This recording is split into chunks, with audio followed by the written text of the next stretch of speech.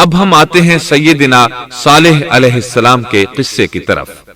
دن گزرتے گئے اور لوگ ایک بار پھر ابلیس لعین کے وسوسے میں آ کر کفر کی طرف پلٹ آئے، کیونکہ ابلیس کسی بھی شخص کو وسوسے میں ڈالے بغیر نہیں چھوڑتا۔ اس طرح ایک بار پھر کفر پھیل گیا، چنانچہ اللہ نے ان کی ہدایت کے لیے صالح علیہ السلام کو مبعوث فرمایا۔ یہ سمود کے پوتوں میں سے ایک عربی نبی تھے۔ ان کا نسب نامہ اس طرح ہے: صالح بن عبید بن سیاف بن ماشح بن عبید بن حاضر بن سمود بن ارم بن سام بن نوح علیہ السلام۔ گویا صالح علیہ السلام کا تعلق قوم سمود سے تھا، اور یہ قوم عاد کی نسل سے تھی۔ سمود کی قوم نے یمن کو خیر باد کہا اور جزیرے سے شمال کی طرف منتقل ہو گئے، پھر وہاں ہجر نامی ایک بستی میں جا ٹھہرے۔ قرآن کریم کی سورۃ الحجر اسی بستی کے نام سے موسوم ہے۔ قوم عاد کا تذکرہ سورۃ الحجر کے علاوہ سورۃ الاحقاف اور سورہ ہود میں بھی ہے۔ اللہ تعالیٰ سورۃ الحجر آیت 80 میں فرماتے ہیں، اور ہجر والوں نے بھی رسولوں کو جھٹلایا۔ ہجر قوم سمود کا مرکزی شہر تھا۔ اب وہ مدائن صالح کے نام سے مشہور ہے۔ یہ شہر مدینہ منورہ کے شمال مغرب میں 380 کلومیٹر کے فاصلے پر واقع ہے۔ یہ لوگ بھی پہاڑوں کو تراش کر گھر بناتے تھے۔ یہ صنعت اور کاریگری انہوں نے قوم عاد سے وراثت میں پائی تھی۔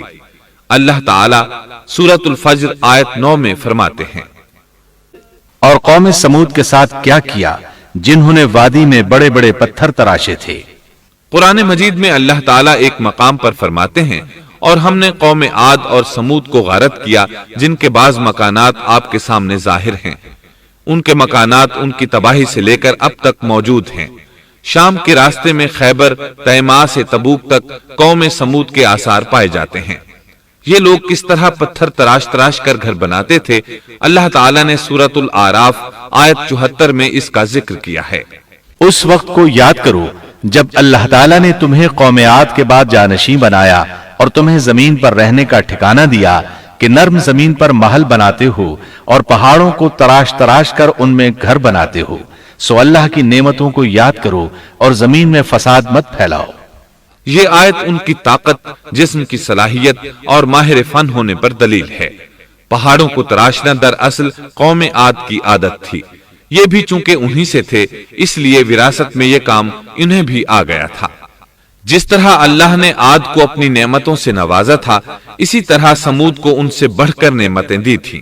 اللہ تعالیٰ صالح علیہ السلام کی زبانی ان سے فرماتے ہیں، اے قوم سمود، کیا تمہیں ان چیزوں میں بے فکری سے رہنے دیا جائے گا، یعنی باغات، چشموں، کھیتوں اور کھجوروں میں جن کا خوشہ ملائم ہے، اور تم پہاڑوں کو تراش کر پرتکلف گھر بناتے ہو؟ پس اللہ سے ڈرو اور میرا کہنا مانو۔ لیکن ان لوگوں نے ہر طرح سے قوم عاد کی پیروی کی، نصیحت پکڑنے کی بجائے بتوں کی عبادت شروع کر دی۔ اللہ نے ان کے درمیان صالح علیہ السلام کو مبعوث فرمایا۔ آپ نبوت ملنے سے پہلے بھی عقل مند اور علم والے تھے، باعزت گھرانے سے تعلق رکھتے تھے، اپنے معاملات میں لوگ ان سے مشورے لیتے تھے، لہٰذا انہیں ایک خاص مقام حاصل تھا۔ لیکن جب آپ نے انہیں ایک اللہ پر ایمان لانے، اس کے سوا کسی کی عبادت نہ کرنے کی دعوت دی تو ان کا ساتھ چھوڑ گئے۔ جواب میں ان سے کہنے لگے، اے صالح، اس سے پہلے تو ہم تجھ سے بہت کچھ امیدیں لگائے ہوئے تھے۔ مطلب یہ کہ پہلے تو ہمارے نزدیک آپ کا بہت مرتبہ تھا، مقام تھا، ہمیں آپ سے بہت امیدیں تھیں، لیکن آپ نے تو یہ باتیں کہہ کر ہماری ساری امیدوں پر پانی پھیر دیا۔ ان کے اس جواب کے باوجود صالح علیہ السلام انہیں اللہ کی طرف بلاتے رہے اور ان سے کہتے رہے، اے میری قوم، اللہ کی عبادت کرو، اس کے سوا تمہارا کوئی معبود نہیں۔ تمام انبیاء کی اپنی اپنی قوم کو یہی دعوت تھی کہ اے لوگو، اللہ کی عبادت کرو، اسی نے تمہیں زمین سے پیدا کیا ہے، اسی نے تمہیں زمین میں آباد کیا ہے، اس سے معافی طلب کرو، یقیناً میرا رب قریب ہے اور دعاؤں کو قبول کرنے والا ہے۔ اے میری قوم، تم نیکی سے پہلے برائی کی جلدی کر رہے ہو، اللہ سے معافی کیوں نہیں مانگتے کہ تم پر رحم کیا جائے؟ اللہ سے ڈرو، میری اطاعت کرو، حد سے گزر جانے والے بے باک لوگوں کی اطاعت سے باز آؤ، وہ ملک میں فساد پھیلا رہے ہیں اور